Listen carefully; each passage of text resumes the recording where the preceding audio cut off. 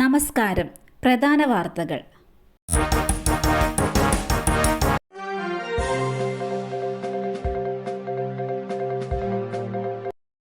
K C. വേണുഗോപാലിന് കിടിലൻ സമ്മാനം നൽകി രാഹുൽ ഗാന്ധി. ആലപ്പുഴ എംപിയും എ.ഐ.സി.സി ജനറൽ സെക്രട്ടറിയുമായ കെ.സി. വേണുഗോപാലിന് ഒരു ഉഗ്രൻ സമ്മാനം നൽകി രാഹുൽ ഗാന്ധി. തന്റെ വിശ്വസ്തനും പ്രിയ സുഹൃത്തുമായ കെ.സി. വേണുഗോപാലിന് താൻ ഉപയോഗിച്ചിരുന്ന ടൊയോട്ടോ ഇന്നോവ ക്രിസ്റ്റ കാറാണ് രാഹുൽ സമ്മാനമായി നൽകിയത്. ഈ കാറിലാണ് കെ.സി. വേണുഗോപാൽ പാർലമെന്റിന്റെ ആദ്യദിന സമ്മേളനത്തിനെത്തിയത്. എന്നാൽ പാർട്ടി നൽകിയ ഒരു ക്രമീകരണം മാത്രമാണിതെന്നാണ് കെ.സി. പറയുന്നത്. രാഹുൽ ഗാന്ധി പുതിയ കാർ വാങ്ങിയപ്പോൾ പണ്ടുപയോഗിച്ച ഇന്നോവ ക്രിസ്റ്റ എ.ഐ.സി.സിക്ക് വിട്ടു നൽകി. ഈ കാറാണ് തനിക്കിപ്പോൾ പാർട്ടി ആവശ്യങ്ങൾക്കായി വിട്ട് നൽകിയിരിക്കുന്നതെന്നും കെ.സി. വേണുഗോപാൽ പറഞ്ഞു.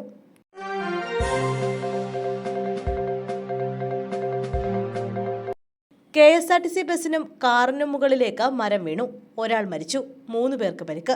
ശക്തമായ മഴയിൽ മരം കടപുഴകി വാഹനങ്ങൾക്ക് മുകളിലേക്ക് വീണുണ്ടായ അപകടത്തിൽ ഒരാൾക്ക് ദാരുണാന്ത്യം. വില്ലാഞ്ചിറയിൽ കെ.എസ്.ആർ.ടി.സി ബസിനും കാറിനും മുകളിലേക്ക് മരം ഒടിഞ്ഞു വീണാണ് അപകടമുണ്ടായത്. ഇടുക്കി രാജകുമാരി സ്വദേശിയാണ് മരിച്ചത്. കാറിലുണ്ടായിരുന്ന മറ്റു 3 പേരെ പരിക്കുകളോടെ ആശുപത്രിയിൽ എത്തിച്ചു. കാർ പൂർണ്ണമായും തകർന്ന നിലയിലാണ്. പ്രദേശത്ത് ഗതാഗതം തടസ്സപ്പെട്ടു. റോഡിന് കുറുകെ വീണ മരം വെട്ടിമാറ്റുന്ന നടപടികൾ പുരോഗമിക്കുകയാണ്.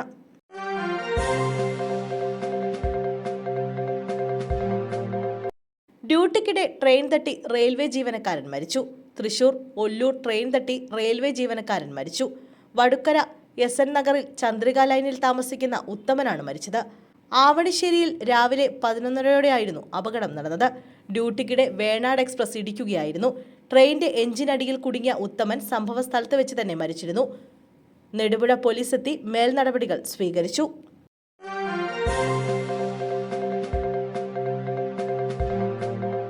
പത്തു വയസ്സുകാരിയെ തട്ടിക്കൊണ്ടുപോയി പീഡിപ്പിച്ച കേസ് 39 ദിവസങ്ങൾ കൊണ്ട് കുറ്റപത്രം സമർപ്പിച്ച പോലീസ്.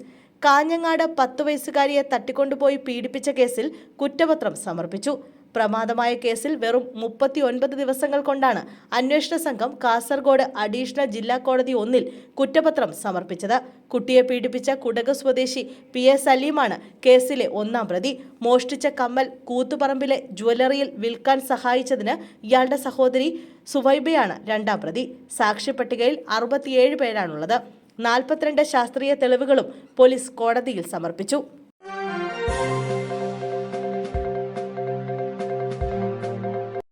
ചന്ദനക്കടത്ത്. മലപ്പുറം സ്വദേശികളായ 6 പേർ പിടിയിലായി. പ്രതികൾ വനംവകുപ്പ് കസ്റ്റഡിയിൽ. ചന്ദനക്കടത്ത് കേസിൽ അറസ്റ്റിലായ മലപ്പുറം സ്വദേശികളെ തുടരന്വേഷണത്തിനായി വനംവകുപ്പ് കസ്റ്റഡിയിൽ വാങ്ങി. മലപ്പുറത്തെ വിവിധയിടങ്ങളിൽ നിന്നും ചന്ദനങ്ങൾ ശേഖരിച്ചു എന്ന പ്രതികളുടെ മൊഴിയുടെ അടിസ്ഥാനത്തിലാണ് തെളിവെടുപ്പ്. കഴിഞ്ഞ മാസം 3-നാണ് മലപ്പുറം സ്വദേശികളായ 6 പേർ 1.5 ടൺ ചന്ദനവുമായി തമിഴ്നാട് സേലത്ത് വനംവകുപ്പിന്റെ പിടിയിലായത്.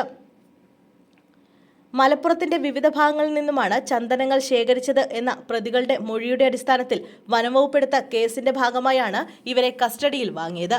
മലപ്പുറം സ്വദേശികളായ മുഹമ്മദ് സുഹൈൽ, മുഹമ്മദ് ഫസൽ റഹ്മാൻ, ഫജാസ്, ഉന്മാൻ മിഷാൽ, മുഹമ്മദ് അബ്രാർ എന്നിവരാണ് കേസിൽ പ്രതികൾ. 4 ദിവസത്തേക്കാണ് ഇവരെ കസ്റ്റഡിയിൽ വിട്ടത്. ചെന്നൈയിലേക്കും പുതുച്ചേരിയിലേക്കും ചന്ദനം കടത്തിയിരുന്നതായും പ്രതികൾ മൊഴി നൽകിയിട്ടുണ്ട്. ഇതിന്റെ പശ്ചാത്തലത്തിൽ പ്രത്യേക അന്വേഷണ സംഘത്തിനാണ് തുടരന്വേഷണ ചുമതല. എടവണ്ണ റേഞ്ചിലെ കൊടുമ്പുഴ വനം വകുപ്പ് സ്റ്റേഷനിലെ ഉദ്യോഗസ്ഥരാണ് തെളിവെടുപ്പ് നടത്തുക.